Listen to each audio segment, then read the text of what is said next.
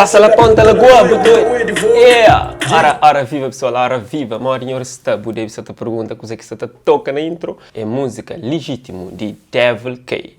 Se novo lançamento que essa roda na YouTube, checa um cheirinho. Santiago, pena Marta Fria. Entre nós dois, moços Ana e Beto Dias, próprio. Há dias estava na noite, me com o marido, tô obsessivo, está bem, de boca, princesito. Já você sabe, com satisfação quem está recebeu ali nesse canal e é sempre bem-vindo. Bata inscreve-se, porque inscrito deixa gosto, você na novidade crioulo.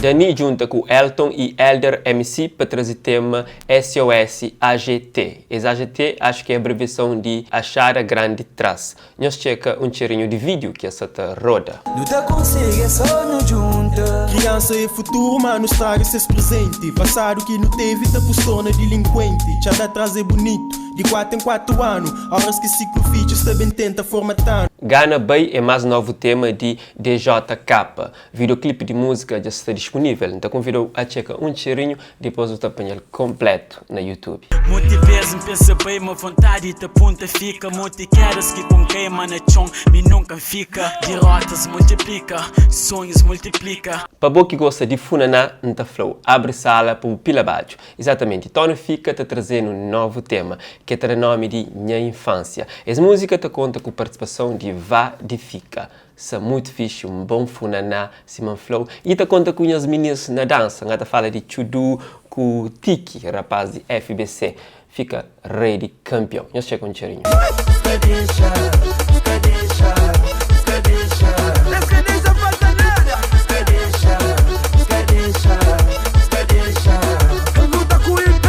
Willy Semedo junta com Boogie Martins para trazer uma música que te promete ser hit. Exatamente, música lançada hoje e já se te toca bem tocar e pessoas se te receber bem recebido e se te tem boa crítica.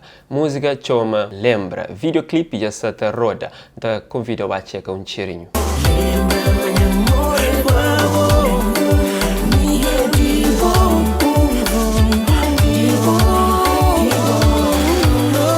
Agora, eu queria deixar no comentário quais novidades que eu trazer hoje ali, que você gosta mais e que você quer trazer na próxima novidade crioulo. Não te conta na próxima, tenha parte tudo por agora. One love.